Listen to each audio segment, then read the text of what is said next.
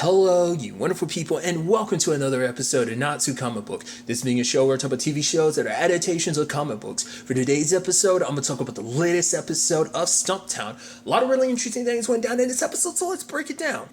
So in this episode, Dex ends up working, her new case involves this lady named Ginger, who's played by Cheryl Hines. I was like, Cheryl Hines. I've seen her in assortment of things. One thing being Curb Your Enthusiasm. It's so interesting. I'm familiar with the show. I've just never seen it, but regardless, like I said, tangents and all that. But nevertheless, like she's been in multiple things, but I was like, look at her. Neverthelheless, Ginger runs a strip club called Hold the Meat. Very nice title. But the fact of the matter is, like, she finds out that one of her strippers might be skimming from her, and obviously she hires Dex. And I think it's really interesting because, like, even, like, over the course of it, because, like, she's talking about Dex's style and everything. It's like, oh, look at this, and this. And they actually become super friendly and stuff like that. She's inviting Dex over because, obviously, she's kind of going through some stuff. She ends up talking about the fact that later on, she has, like, all these married friends who end up kind of leaving because they're, like, all envious. They're like, oh, my God, look at your life. You get to do whatever you want to. Like, kind of a, you know... her life, they're kind of a little envious, but at the same time, they kind of bounce the moment, like, their husband texts. So for her, it's like, she doesn't really have many friends. So it's interesting, because even throughout the episode, I'm like, is Dex making a friend? Especially, it's kind of the perfect timing, considering the fact is, she's a little, all over the place right now, because she's still trying to deal with, kind of being on her own, Ansel is handling it a little bit better than she is, because, she's still trying to figure things out. But it's so interesting because, and I think that was the beautiful nature of this episode is the fact is that Cheryl and her are very similar because it's like, I'll have double what she's having. I'll have like what she's having, but a double. And Dex is like, but are you crazy? You'll have a double because this is already a double. She's like, really? A woman after my own heart? Like, there's some like synergy there because the fact of the matter is that kind of personality wise they kind of gel well together and everything, so it's actually pretty dope because I'm like, oh man, like for the first time, like, because obviously there's already some established relationships like outside of like I said, Gray, Ansel, and Dookie. Like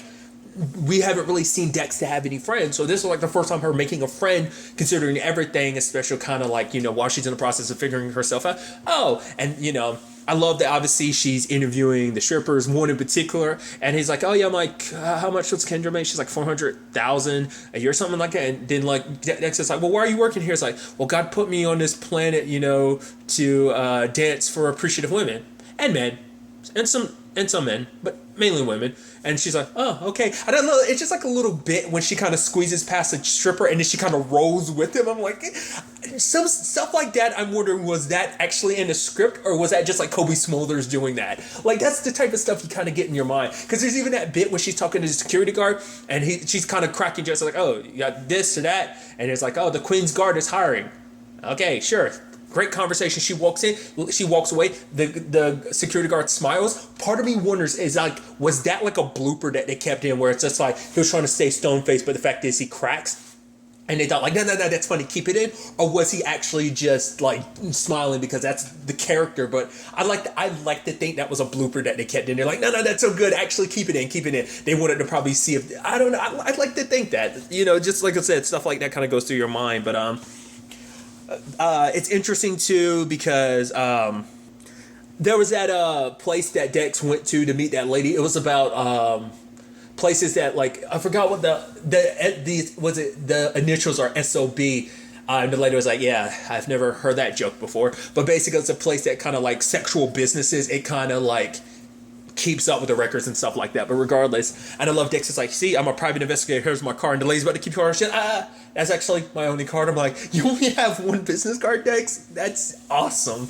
I guess it's just like, why waste the money on printing off a whole bunch of them? I need to keep all that money. To be fair, it saves on paper, cardboard. Well, it saves on, not having to use other stuff because it's like, hey, you keep the one card, you never have to pass out a whole bunch. Like I said, save money and resources. So I thought that was just kind of a neat little element to it.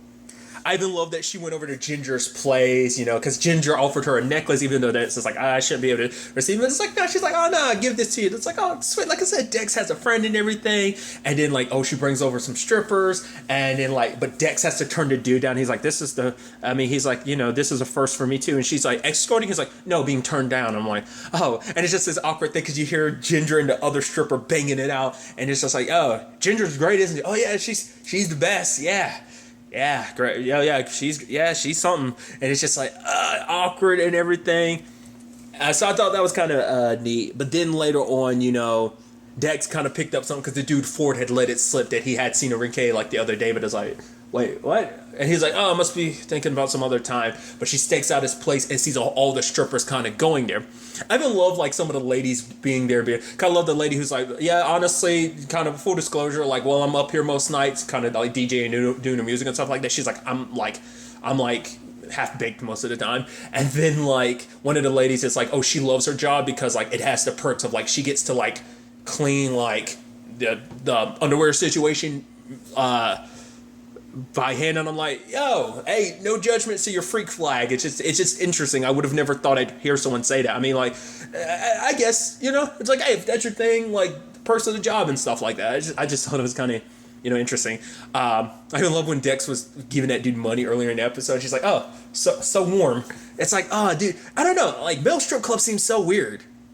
I mean, I think it's just, it's an awkward situation regardless. I mean, I guess you're really into it. It's like you kind of move past the awkwardness. It's like, oh, yeah, let me enjoy myself. I'm saying this as someone who's never actually been to a strip club, male or female. No, like I said, it's just interesting. But regardless, once again, tangents and all that. I think it's fascinating. Like, Dex goes over to Enrique's place and all the strippers are there. And it's like, she's trying to figure this situation out. And I love Ford being like, nah, we got each other. We're brothers. We're never going to turn on each other. Literally, that one dude came back with a whole bunch of cash and dumped it out. And they're like, dude. And he's like, I'm not going to jail for this. And I love that. Dex is like, yeah, good speech. You just had that, oh, yeah, we're a band of brothers who never turn on each other. And one of you immediately turns on each other. So it's actually really sweet because they're not trying to skim for the purposes of like, oh, doing bad. They're actually helping Enrique because his leg got messed up. And because of that, he has a kid he has to look after, like, daycare and stuff like that. So they're actually like skimming money from the club to help cover stuff for him. I'm like, oh, that's actually sweet. They're actually looking out for each other. Well, because it turns out the reason why Enrique got hurt is because Ginger apparently pushed him off the stage. Because it's a situation of they all care about her because it's like, because she's been drinking a lot. And then you start to see like, okay, so Ginger's situation, her and Dex are super alike because Cheryl isn't really dealing with her issues like she should be. And she's kind of taking it out on everyone else. And she's drinking a lot. So they actually do like the environment. They like their job. They're like, we're worried about it because Ginger they know she's a good person. She's just going through some stuff. So Dex tries to talk to Ginger. It's like, oh, here's the money. Yeah, some anonymous stripper. And it's like, anonymous? It's like, well, I know who they are, but I'm not saying anything. She's like, I didn't hire you to like handle things that way. I hired you to figure out who was skimming from it. And it's like, oh, you start seeing a different side of Ginger. And it's interesting because Dex is like, well, I'm just trying to help you out and everything. And she kind of gets a little snippy with, Dex, because Dex is like, I mean, I think if you just, gather up the people and let them know like what's really going on, like, for morality, for moral, not morality. What's the word I'm thinking of? Morale is the word I'm thinking of. Jeez.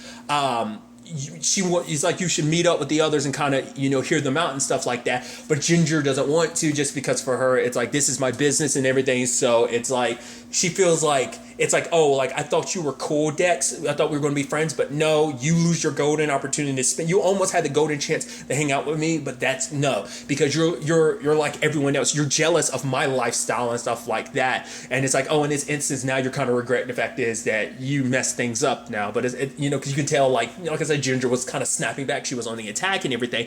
And for Dex, she was like, I'm just trying to help it. But, Ginger ends up firing her and even started suggesting, like, before you come at me about my life, how about you look at yourself in the mirror? Kind of like be like, it's kind of like, well, Dex is saying all that she's saying to you because it is the fact that she's kind of run away from her own issues and she hasn't really dealt with them. So she's kind of, by nature, Dex kind of ends up helping a lot of people who, in the process, end up kind of helping her kind of deal with her own stuff. It's kind of like, the subtext of the show and stuff like that. She's kind of doing and fixing for others what she can't do and kind of fix for herself. Yeah, she's going to, when you think about it from a psychological standpoint, I use that word a lot, psychological standpoint. I get like, I don't know, I feel like I get all psychological sometimes. I'm going tangent upon tangents. That's what you come here for, I suppose. God. Regardless, the fact of the matter is, But it's like Cheryl even takes it. I said Cheryl. That's the actress's name. Ginger says took it a step further, being like, "Oh, that's why your brother left you." It's like, ooh, that's. It's like even Dex was like, "Wow." I was like, "That's a low blow. You shouldn't have gone there, Ginger." But things go even further because Ginger actually reports her to like the PI board, like the board that kind of looks into stuff like that, and it's like, "Oh yeah, like apparently you accepted sex." From a worker or whatever, accepted a gift, and like you were drinking on the job. And I love Dex being like, the first two are totally not true. The third one's at best is iffy, and the fourth one is she was drinking all the time too. It's like she's the client; she can drink whenever she wants to, not you. And Dex is like, honestly, you do have a point. So. Now it turns into a situation of Dex's job is being threatened, so she kind of doesn't know what to do. She's just going to wait for it, but she actually shows up at the vet meeting that was recommended to her last episode, and obviously she was not going to go, but the person Poppy had been like, "Yo, no, I get it. You're trying to like. It took me like 3 times to come here." It's like, "No,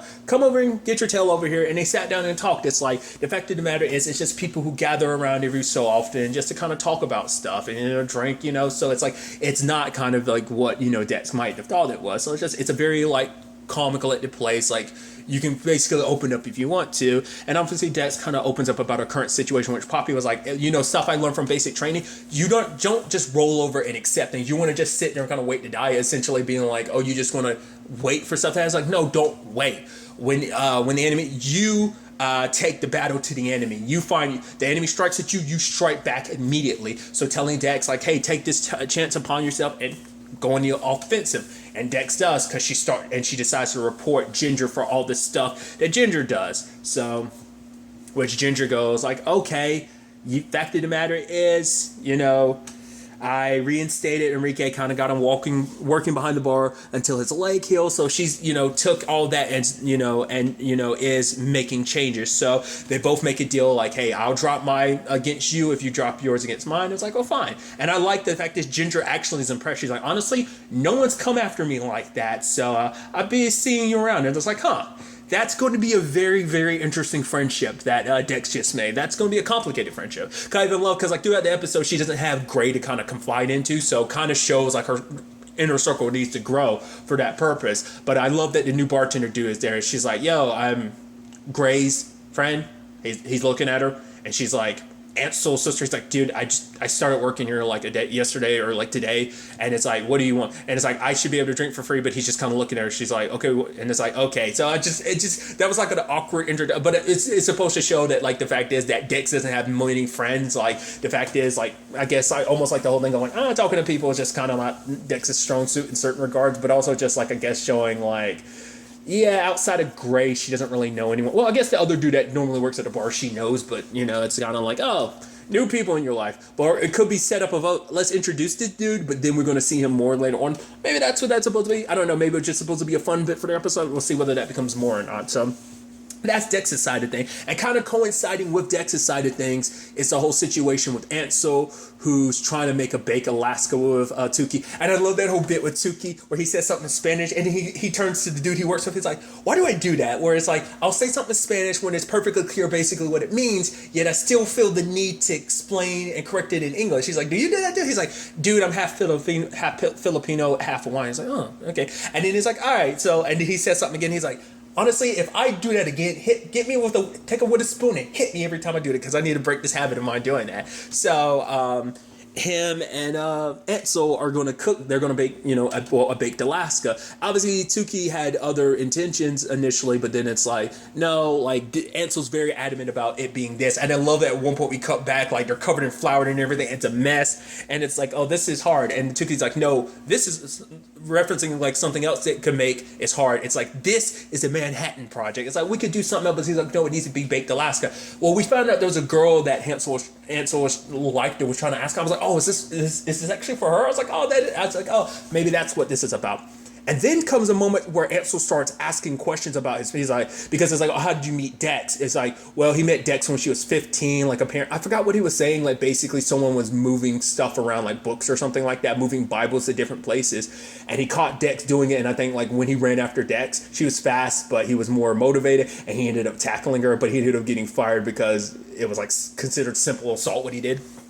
But it's like, oh, did you actually know my parents? He's like, yeah, I did.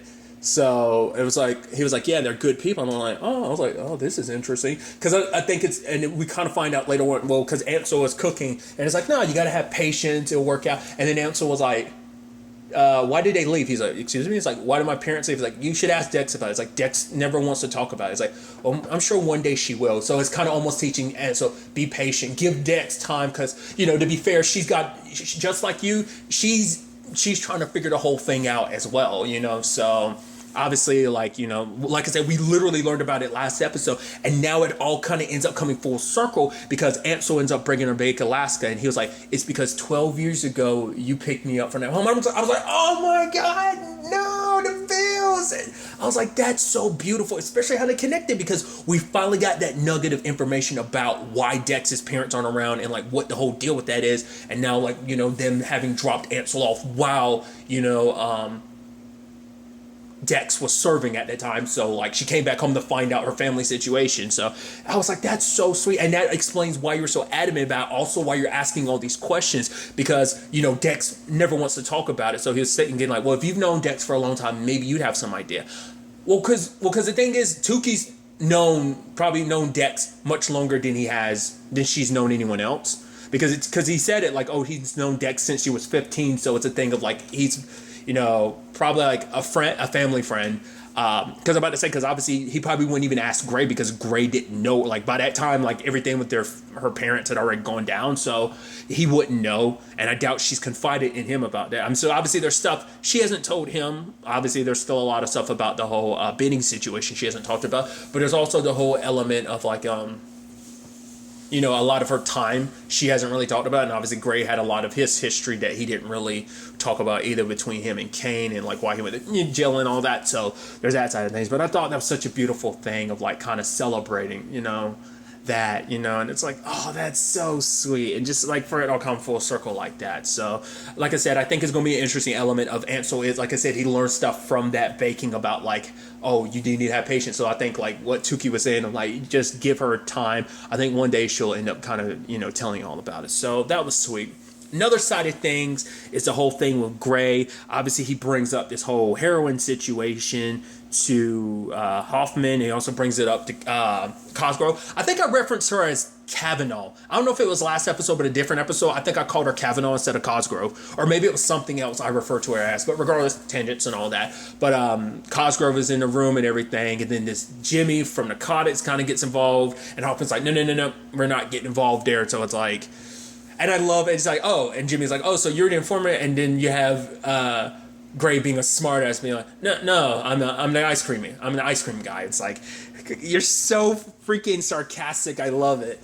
But now it turns into a thing of like Jimmy wants to be closer to the investigation, but Hoffman's kind of giving him the cold shoulder, and he's even going to Cosgrove like, yo, you need to kind of talk to him. It's supposed to be a joint thing. Like Hoffman, the fact of the matter is he's kind of going solo with this, and the fact of the matter is I don't trust that CI. He's got his own motives, which to be fair, like Gray made it clear why he's doing this, because Hoffman kind of put him in this position of but at the same time you can tell it's also about Max a little bit too. We'll get to that in a second, but it's like, it's more so Hoffman knows what those said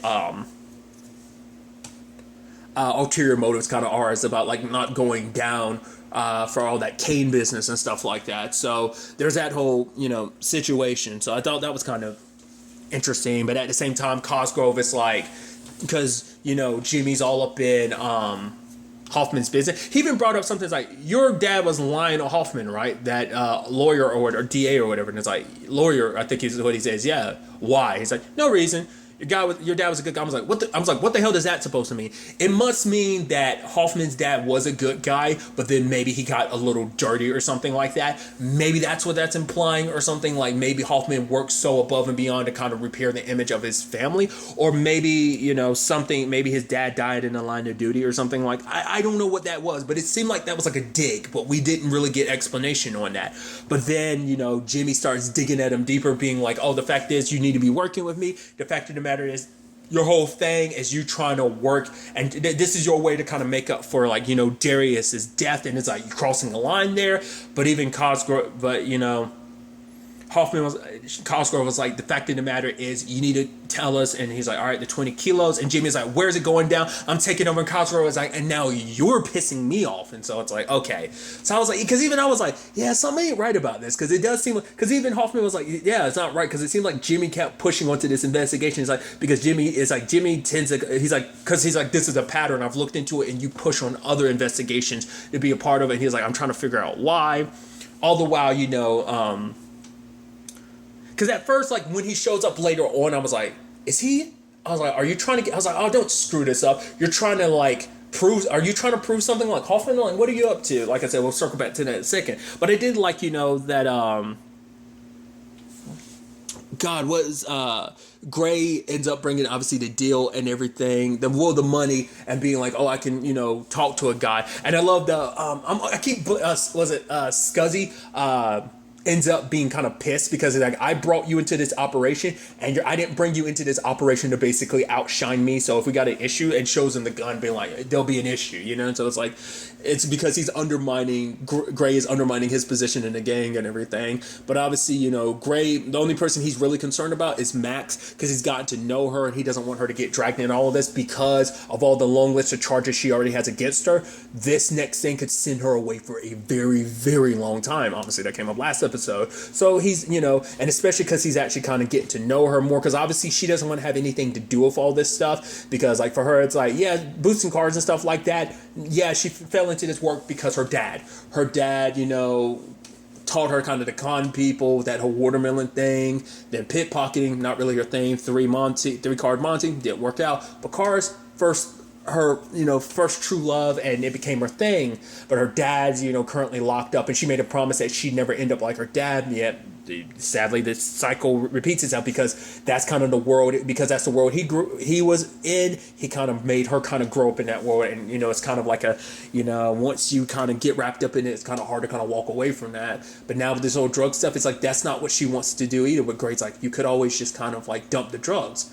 And he even brings it up to Hoffman, like, obviously it's like Max is wobbly in this, and it's like we could get her to turn, but and Hoffman's like, she could be playing you to see if you're a rat, and then you could be the one with a bullet in the back of your head. So keep that in mind, because obviously she's scared because of this whole Leo thing, because like the drug thing isn't her like plan, it's all Leo's thing. So, and she wants to back away from it, but necessarily can't. So that turns into a whole thing. And obviously later on, Leo calls up Gray, and it's like, oh yeah, like, so yeah, I talked to dude Billy, you went to prison with him. It's like, yeah, I haven't heard that name in a long time. He's like, yeah, I told him about me working with you. He's like, don't trust you. I was like, does it have anything to do with the cane business? I was like, it can't, because if it did, he would have spilled the beans. But then, like, I love Gray being like, really, you want to trust him? He's a rat. He would sell out his own mom. Because I think the thing is, like, well, because even Gray had even talked about it before, that, like, he did whatever it took to kind of survive. Like, so, like, the fact of the matter, was it this or was it something else I was watching that was talking about that whole, like, surviving by, like, if you need to be a rat, you need to be a rat? Nope, I'm thinking of Ray Donovan. Excuse me, I'm thinking of Mickey. I was wondering, like, why did that sound so familiar? It's like, no, Gray didn't say that, did he? But it's like, no, like, so I guess it's just someone that knew him in prison that was like, maybe, but I guess at the same time, it's like, I don't know. But it was just something to kind of throw a wrench in Gray's, story and stuff like that a little bit. But it was interesting. Just, I don't trust Leo, because he's like, yeah, make that deal happen. He's like, yeah, sure. And it's like the look on Leo's face, I'm like, Leo just seems like the kind of psychopath that's just like, yeah, and if push comes to shove, he's not afraid to kill you type of thing. So, but circling back to it, it's like, all right, everything's going down. I was like, oh man, this is gonna be bad. He's gonna show up, and either Leo's gonna kill him or Gray's gonna be put in that complicated position. I was like, oh man, this is gonna get gnarly. But then it's like, Hoffman shows up. I'm like, what are you doing here? It's like, I was like, oh my God, Jimmy's a dirty cop. It's like, right. I was like, either he was going to like try to find the heroin and try and sell it himself, but Hoffman's like, whoever the heroin they stole, because obviously it's like 20 kilos, that's a shit ton of heroin. So this ain't just some small operation, this is a big scale operation. The question is, who is he working for? So that's why Jimmy was so invested in his investigation. So that was interesting. So in the long run, it's like I said, I get the inkling, I could be wrong, but I'm still inkling that this might have something to do with Kane. Because the fact of the matter is, Jimmy, like, he wanted to know more about Gray because he didn't even know Gray's name. So probably if he found out Gray's name, it's like, oh, some douche that's working with Hoffman. That's probably all he could have taken back to Kane. But if he had probably gotten Gray's name, it probably would have been like, oh, like, that probably would have turned ugly. I don't know.